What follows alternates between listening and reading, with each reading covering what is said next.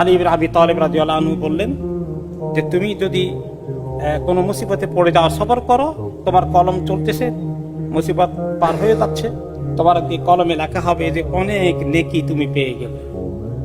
আর যদি তুমি বিপদে পড়ে সবর না করো, অধৈর্য অস্থির, আল্লাহর উপরে তোমার অসন্তুষ্টি চলে আসে, তুমি আল্লাহর বিরুদ্ধে কমপ্লেন করা শুরু করে দাও, মুখে না বললেও তোমার অন্তরে অনাস্থা সৃষ্টি হয়ে গেল, তাহলে মুসিবত তো আর গেল না, এই অস্থিরতার কারণে কিন্তু তোমার জন্য আরো অতিরিক্ত গুনাহ লেখা হয়ে গেল। এই পরীক্ষা থেকে আল্লাহ আমাদেরকে মাফ করুন।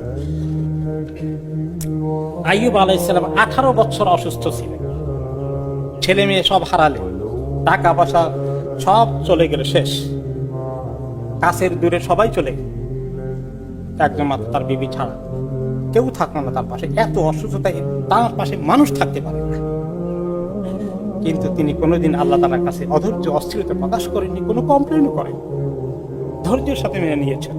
আল্লাহ তাআলা তার প্রশংসা করে বললেন যে আমি পেয়েছিলাম আইয়ুবকে অত্যন্ত সবরকারী একজন বান্দা, আর তিনি বেশি বেশি করে আমার কাছে তওবা করেছেন, তিনি অত্যন্ত ভালো মানের একটি আমার বান্দা ছিলেন।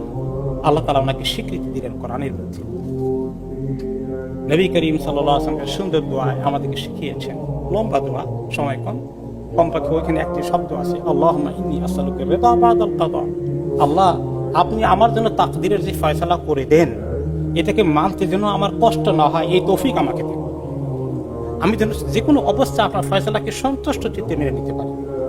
আল্লাহ তাআলা আমাদেরকে তৌফিক দান করুন।